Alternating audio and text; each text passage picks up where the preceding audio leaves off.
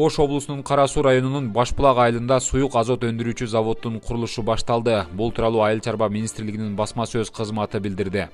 Бардык иштердин долбоордук баасы $450 000 бааланган. Завод эшигин 2022 жылдын 1-апрелинде ачат. Маалыматка ылайык, завод Ош, Баткен жана Жалал Абад облустарындагы фермерлерди жана асыл тукум станцияларды камсыздайт. Саатына 10 литр, суткасына 200 литрден ашык суюк азот чыгарат. Суюк азот жасалма жол менен уруктандырууда колдонулат.